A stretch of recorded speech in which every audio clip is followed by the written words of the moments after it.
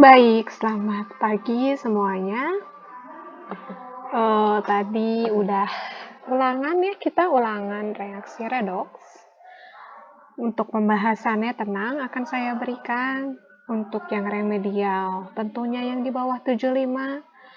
Dan sekali lagi, ketika saya memberi remedial, harap diingat-ingat.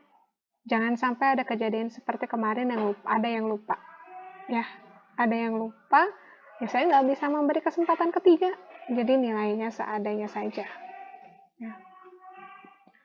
Jadi setelah kita mempelajari larutan elektrolit dan reaksi redoks, kita maju sekarang. Maju ke bab yang intinya menjadi dasar di seluruh ilmu kimia yang ada, yaitu bab stoikiometri kimia. Ya. Bab ini adalah bab yang melibatkan perhitungan dalam reaksi kimia. Jadi kita akan menemukan suatu rumus-rumus di dalam bab ini yang untuk mempelajari bagaimana suatu reaksi kimia dihasilkan. Tapi untuk masuk ke situ, kita akan mempelajari dahulu tata nama senyawa dan reaksi kimia terlebih dahulu, supaya saat kita mempelajari perhitungannya, kita lebih mudah memahami nama senyawa dari kimia itu. Ya. Motivasi untuk hari ini biasa diambil dari film Nanti Kita Cerita Tentang Hari Ini ya. Kalau nanti ambisi jadi nomor 1, semoga bukan karena nyaman kalau lihat yang lain dari atas, tapi karena mau ajak yang lainnya ke atas. Jadi ketika ada teman kalian yang bertanya, jangan lupa untuk dibantu. Dan kita sebagai orang yang kurang paham apa materinya, jangan lupa untuk bertanya. Itu kan saya nggak tahu kalau kalian paham atau enggak. Jadi jangan pernah malu untuk bertanya. Ya, jadi kita akan masuk dulu ke tata nama senyawa kimia minggu ini. Ya, minggu depan kita akan masuk ke persamaan kimia. Ya. Jadi, untuk memahami tata nama senyawa kimia, kita lihat dulu di slide ini ada betadin ya. Betadin ini salah satu zat penyusunnya adalah kalium iodida yang ada di pegang sama ini ya, laboran ini. Nah, zat ini disebut larutan kalium iodida, tapi rumus kimianya adalah Ki ya. Ki yang terdiri dari atom kalium dan atom iodium. Ya, jadi di kimia itu nama si larutan ini bukan larutan Ki, tapi kita sebut nama senyawanya. Ya, kita tidak menyebutkan abjadnya, tapi kita sebut nama senyawanya, yaitu kalium iodida. Kayak gitu. Gimana Bu? Kenapa bisa si larutan Ki ini, si unsur K sama I ini kita sebut kalium iodida? Padahal kan Ki ini adalah unsur kalium. I ini adalah unsurnya iodin. Kenapa disebut dengan kalium iodida? Maka itu kita akan mempelajarinya hari ini. Untuk pertemuan kali ini kita cukup untuk memahami tata nama senyawa kovalen dulu ya. Sebelum ke tata nama senyawanya, diingatkan lagi bahwa lambang-lambang atom itu memiliki nama unsurnya ya. Jadi C ya. C ini adalah unsur karbon. Ya, jadi mulai pelajari lagi sistem periodik unsurnya, jangan hafalkan abjad unsurnya. Jangan hafalkan abjad lambang unsurnya, tapi hafalkan nama unsurnya. Ca ini kalsium. Jadi mulai sekarang baca ini kalsium. Cl, jangan sekarang sebut Cl. Mulai sekarang kita sebut Cl ini klorida. Ya, Cu ini itu tembaga. K itu kalium, Ag itu argentum atau perak. Ya.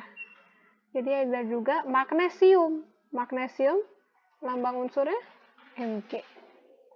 Ya. Itu jadi mulai sekarang kita pahami nama unsur dari si lambang unsur itu. Ya, jadi mulai sekarang biasakan sebutnya nama unsurnya, bukan lambang unsurnya. Ya. Jadi, sebelum memahami rumus senyawa, kita pahami dulu apa itu rumus senyawa. Ya, rumus senyawa atau rumus kimia itu merupakan lambang zat yang terdiri dari lambang atom dan angka indeks yang menyatakan jumlah atom. Ya. Jadi maksudnya apa?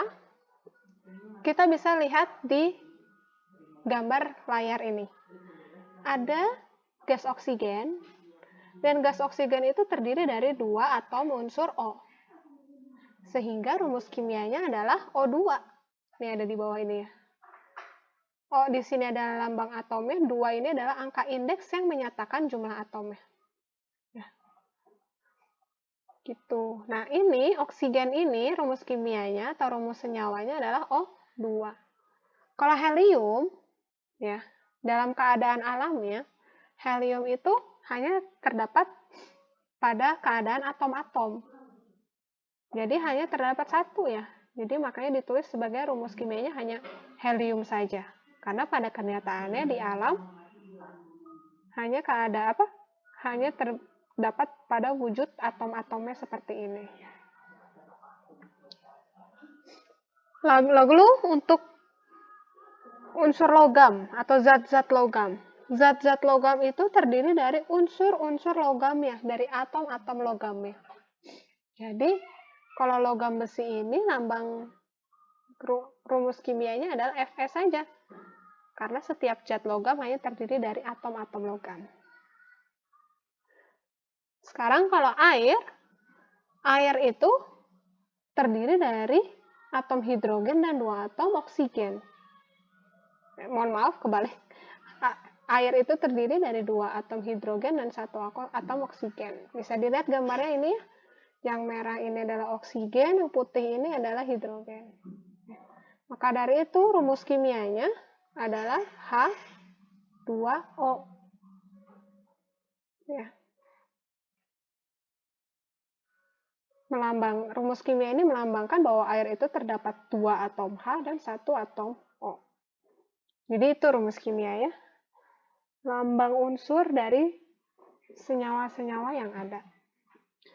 Untuk tata nama sendiri, banyak sekali ya jenisnya. Ada senyawa kovalen biner, ada senyawa ion, ada tata nama asam, tata nama senyawa basa, dan ada tata nama senyawa kovalen organik yang tentunya masing-masing jenis ini tata namanya berbeda. Tetapi kurang lebih masih sama aturannya. Gitu.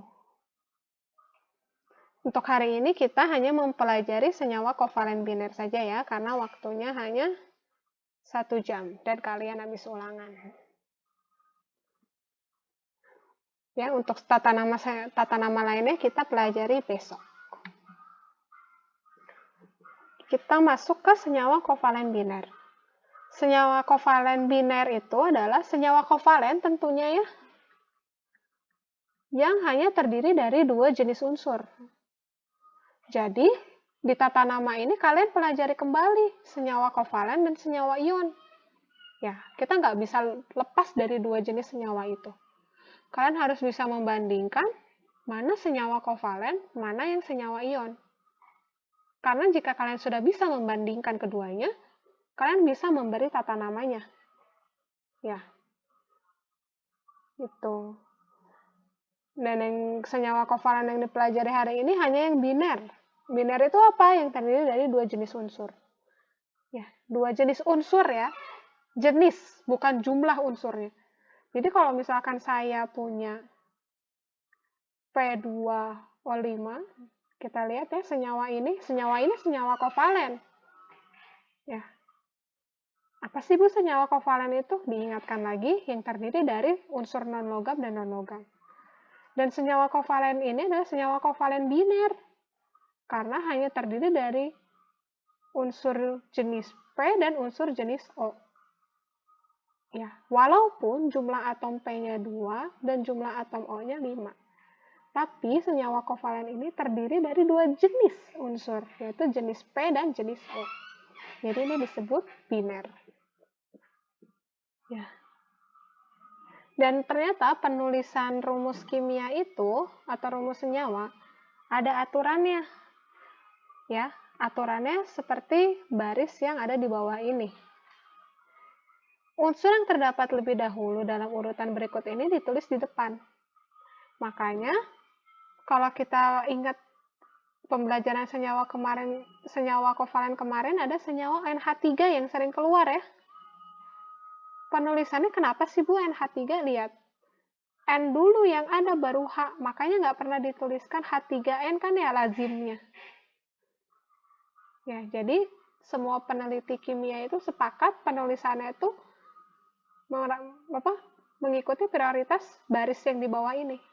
Ketika unsurnya ada lebih dulu, unsur itu ditulis lebih dulu. Jadi ini lihatnya kan C. Kalian ingat ada senyawa metana CH4? Nggak ada kan penulisannya jadi H4C. Karena apa? C-nya ada lebih dulu. Gitu. Ya, itu untuk mengetahui kenapa sih selama ini rumus senyawa penulisannya seperti itu. Nah, sekarang bagaimana penamaannya senyawa kovalen biner? Ya, penamaannya kita hanya namakan unsur yang pertama, diikuti dengan nama unsur yang kedua, tapi nama unsur keduanya kita beri akhiran ida. Ya, dan jangan lupa untuk di senyawa kovalen, ini yang menjadi highlight di senyawa kovalen, tata nama senyawa kovalen. Kalau di senyawa kovalen ini, tata namanya memperhatikan jumlah atom. Ya. Ya, jadi jumlah atom di tata nama senyawa kovalen ini disebutkan. Disebutkannya sesuai dengan nama Latin yang sudah terdapat di tabel ini. Ya. Saya beri contoh ya. Ada senyawa kovalen HCl. Ya, tadi bagaimana aturannya? Nama unsur pertama diikuti nama unsur kedua diikuti akhiran ida. Nama unsur pertamanya kan hidrogen. Nama unsur keduanya klorin. Tapi katanya tadi aturannya diberi tambahan ida. Oh, jadi nama senyawa kovalen ini adalah hidrogen klorida. Ya. Jadi huruf yang bukan vokalnya hilang, N-nya hilang. Saya coba jelaskan yang CO dulu ya. C di sini apa? Karbon. O ini apa? Oksigen. Ya, tapi karena harus diberi akhiran ida, jadi namanya adalah oksida, bukan oksigen. Ya, tapi kalau oksigen di senyawa kovalen, kita harus menyebutkan jumlah O-nya berapa. Ya, jadi namanya adalah karbon monoksida.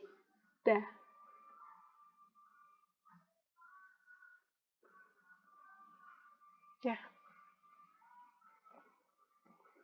seperti itu. Untuk hidrogen klorida ini sebenarnya ada nama lainnya yaitu asam klorida.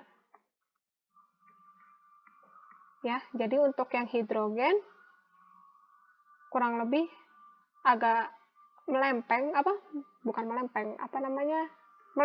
dari tata nama senyawa kovalen karena dia merupakan senyawa asam. Jadi yang perlu kalian perhatikan mulai dari contoh ketiga dan kedua ini ya. N2O5. Apa namanya? N ini nitrogen, O itu oksida. Ya, karena unsur kedua harus diberi nama akhiran ida. Jadi bukan oksigen tapi ida. Jadi kita sebutkan juga si jumlah atom unsur-unsurnya. Lihat, N ini kan 2. Berarti namanya bukan nitrogen saja, tapi ada di. Ya, tadi 2 tuh nama latinnya di kan? Jadi dinitrogen. O-nya ada berapa? Ada 5 ya? Oh, penta. Karena 5 itu adalah nama latinnya penta. dinitrogen pentaoksida.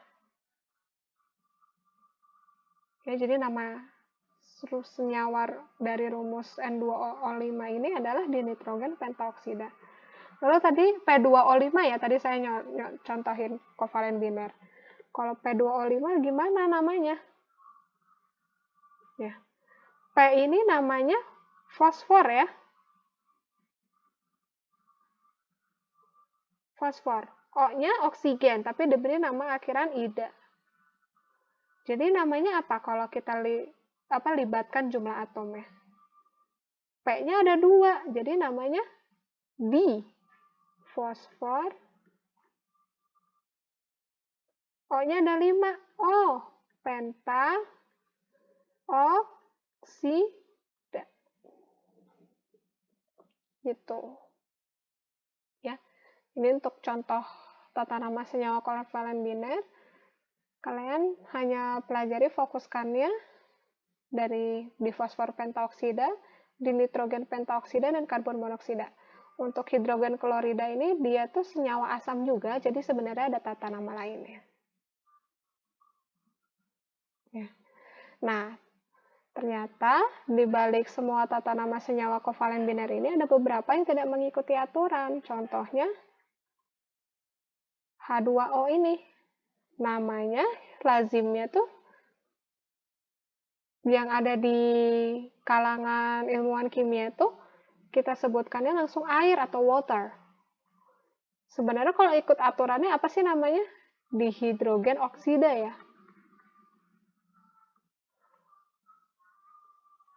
Dihidrogen oksida namanya sebenarnya karena H-nya ada 2, O-nya ada 1. Tapi karena sudah sebuah kesepakatan di dunia kimia, jadi H2O ini lebih lazim disebut air. Dan H3 ini juga lebih lazim disebutnya dengan amonia. Kayak gitu. Ya. Bu, banyak banget ya bahannya. Itu dia, saya bilang. Karena di semester 2 ini materinya banyak dan sedikit sulit, kalau nggak latihan nggak akan bisa. Jadi kerjakan ini, soal latihan penamaan senyawa kovalen biner ini, ya, kerjakan di buku, tulis, dan seperti biasa diupload di sekolah. Ya, soal yang pertama itu kan tuliskan nama senyawa berikut. Jadi di sini ada rumus kimia, kalian tuliskan nama senyawanya apa. Kebetulan nama senyawa di bawah ini, rumus-rumus senyawa di bawah ini sudah rumus senyawa kovalen. Jadi kalian nggak usah ngebedain lagi mana yang kovalen, mana yang ion. Kebetulan ini semua udah kovalen, jadi tinggal ikut aturannya saja. Sekarang yang kedua, tuliskan rumus molekul senyawa berikut. Jadi ini dibalik, nama senyawanya udah ada. Ya. Kalau nama senyawanya udah ada, jadi kalian tinggal cari rumus molekulnya seperti apa. Saya kasih contoh yang A ya. Fosforus triklorida. Kalian terjemahkan ke rumus kimianya apa? Fosforus, lambang unsurnya itu apa? Fosforus itu P. Ada jumlahnya nggak berapa? Nggak ada ya, karena di depannya nggak ada difosforus, trifosforus. Dia hanya fosforus saja, berarti P saja. Lalu ini triklorida. Oh, klorida itu Cl. Tapi ada berapa? Ada ada 3. Jadi ternyata rumus senyawa dari fosforus triklorida adalah PCl3. Seperti itu ya, semoga bisa. Jika ada pertanyaan, seperti biasa saya membuka sekali pertanyaan-pertanyaan dari kalian, sesi-sesi pertanyaan, dan pasti saya jawab. Ya. Silahkan kerjakan, kumpulkan sesuai deadline. Jika ada yang bingung boleh ditanyakan. Sekian pembelajaran hari ini. Tuhan berkati.